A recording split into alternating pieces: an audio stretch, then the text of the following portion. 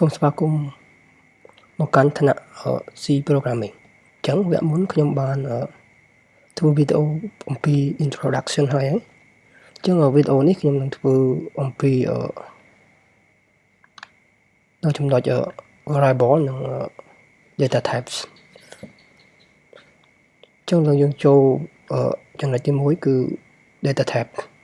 ឬក៏ជាប្រភេទទិន្នន័យអញ្ចឹងយើងប្រើ data type គឺប្រើដើម្បីកំណត់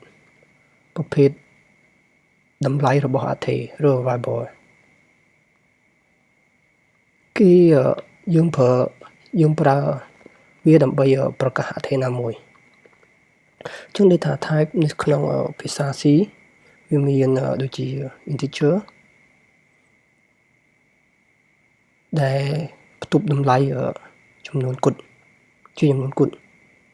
ឧទាហរណ៍ដូចជា12 20ហើយ float string point គឺជាការផ្ទុកតម្លៃចំនួនទស្សភាគដូចជា 2.2 12.09 ចូលបន្តគឺ character ឬឆាគឺយើងផ្ទុកតម្លៃជាអក្សរតែមួយតួគត់គឺ A ឧទាហរណ៍ A ធំ A តូច A ធំនិង B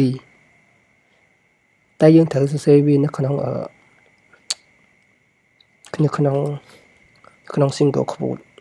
ឧទាហរណ៍ដូចជា B នេះ single quote B ចន្លោះហ្នឹងអូខេអញ្ចឹងយើងមកមើលចំណុចបន្ទាប់គឺទំហំរបស់ data type នីមួយៗអញ្ចឹង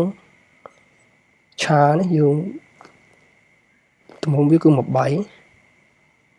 short 2បាយ long 4បាយហើយ integer យើង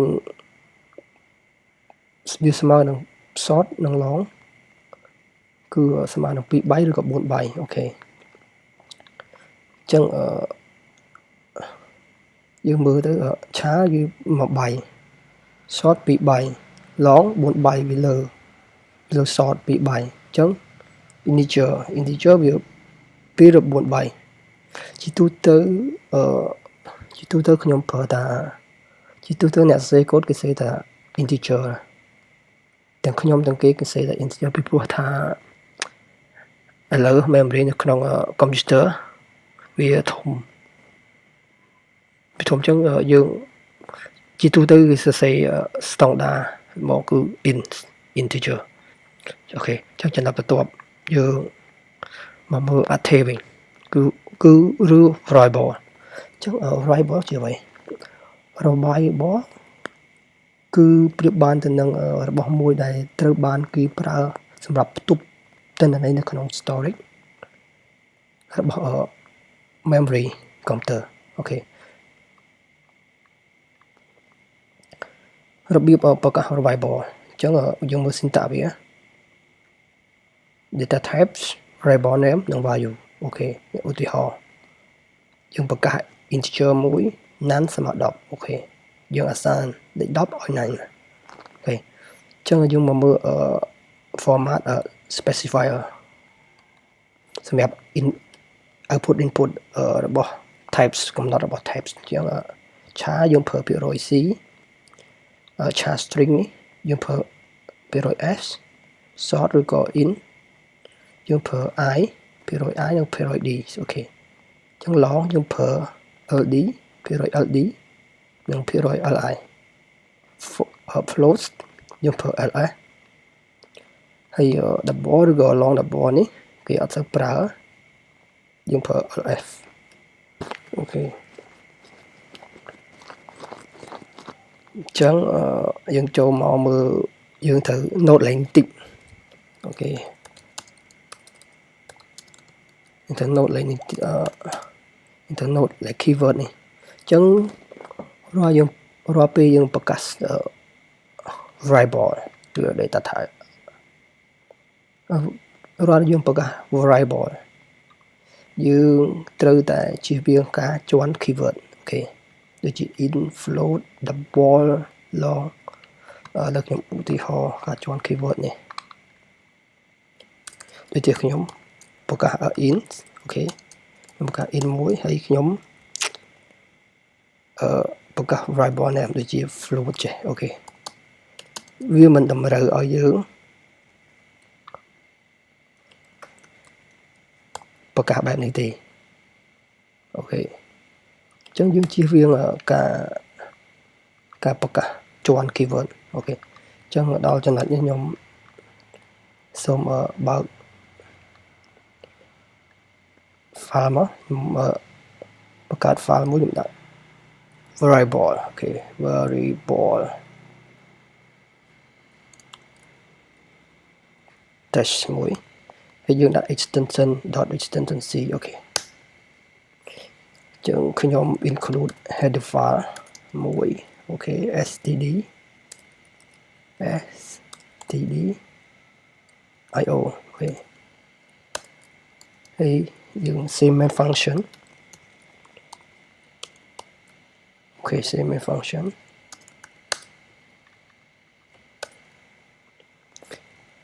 យើងដាក់ return zones អូខេចឹងយើងបង្កើត variable មួយចឹងខ្ញុំបង្កើត variable មួយឥឡូវខ្ញុំបង្កើត variable age បង្កើត variable age ស្មើ age អូខេ floats ស្មើ price អូខេ price double ស្មើ amount អូខេ amount ចឹងទៅហើយ long ខ្ញុំដាក់long student នេះlong student អូខេខ្ញុំបង្កើត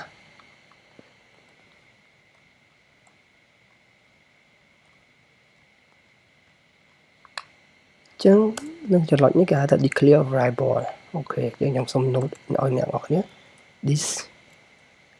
declare variable អូខេឬ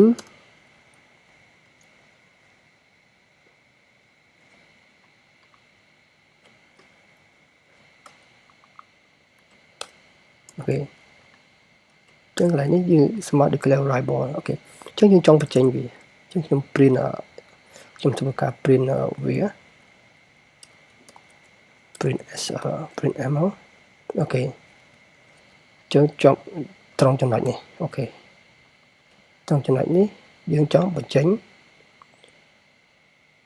age ចឹងវាយើងប្រើ DataType in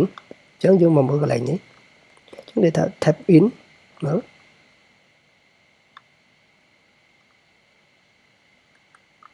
ចឹង DataType in អូខេ in វាប្រើ period d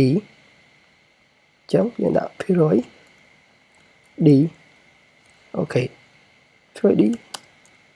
ហើយ age អូខេចឹងកន្លែងនេះយើងធ្វើការ run វាមកខ្ញុំចង់បញ្ចេញអូខេ head វាអត់ចេញអូខេ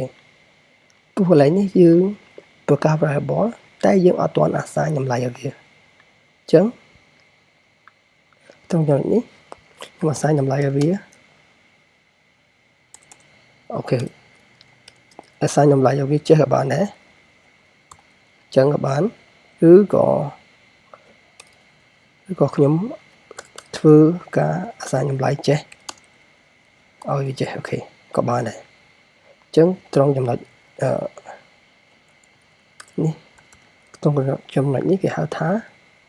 assign variable អូខេ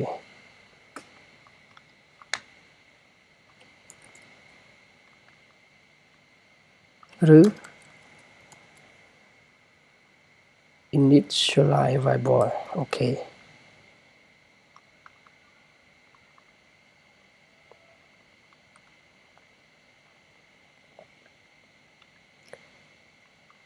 ចឹងខ្ញុំសូមបង្ហាញ price មួយទៀត price តម្លៃយើងឲ្យ$10.00 អូខេចុច5អូខេ amount វិញ amount យើងប្រើ double អញ្ចឹង double យើងមកមើលឡើងនេះ double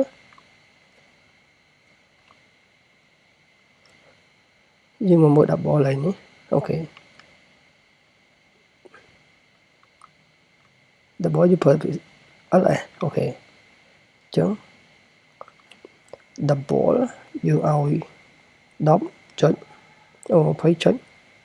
00អូខេ amount ណាហើយ student ខ្ញុំមក student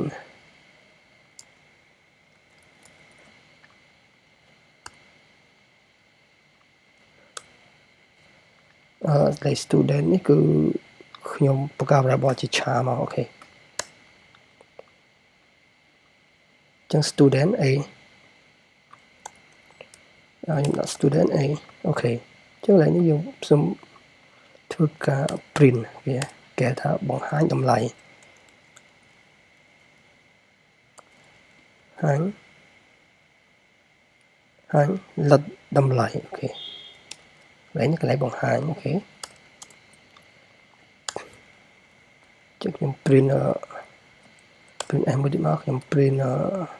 price ចឹងខ្ញុំយកដើម្បី print price យើងវាប្រើ float ចឹងយើង%f អូខេ%s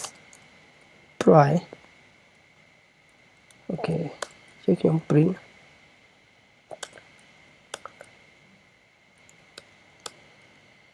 ខ្ញុំ print amount មួយទៀតចឹង amount ខ្ញុំប្រើ double វា lf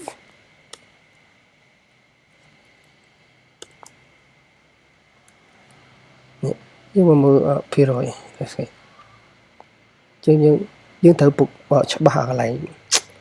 format specifier បន្តិចណាចឹងខ្ញុំ print មួយទៀតគឺ student print s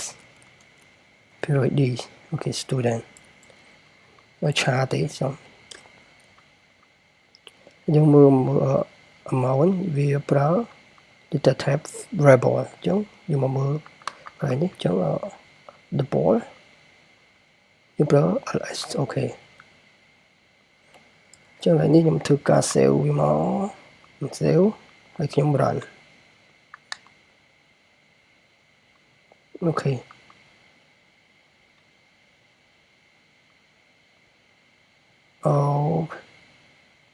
ចុះកន្លែងចំណុចនេះមិនក៏អត់ធ្លាក់អត់លេខនេះវាជាប់គ្នាអូខេមកពីកន្លែងនេះខ្ញុំអត់បានយល់ចប់ផ្ទាត់វាគឺដើម្បីចប់ផ្ទាត់គឺ u line គឺយើង /n អូខេយើងវាយ /n មក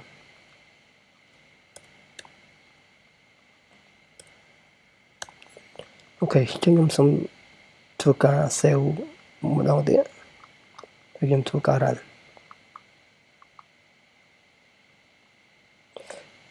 អូខេចឹងនេះលទ្ធផលអូខេអញ្ចឹង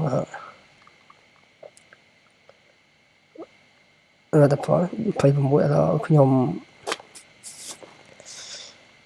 នេះបន្តិចសូមសរសេរអក្សរវាច្បាស់បន្តិចដាក់ថា my name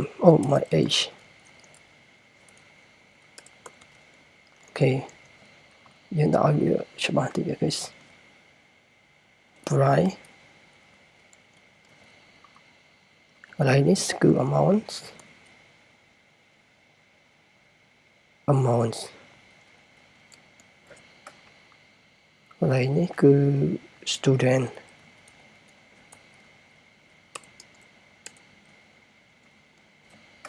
អូខេយើងធ្វើការ save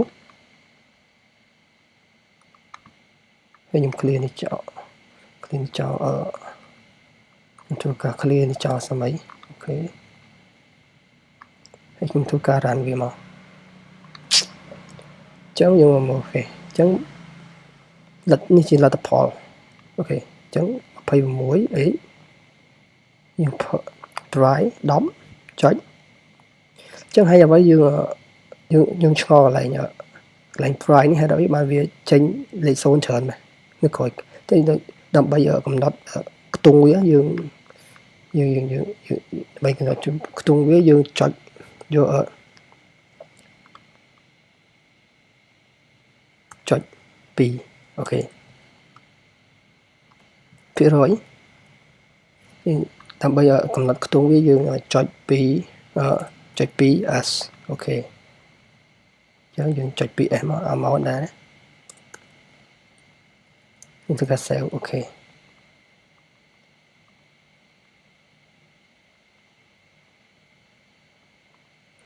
ចឹងខ្ញុំ run សាំហើយអូខេចឹងវាចេញហើយវាចេញ 10.50 20 កន្លែងមកនេះ 20 ចុចនេះ student character A អូខេចឹងវីដេអូ variable នេះចប់ទៅប៉ុណ្ណឹង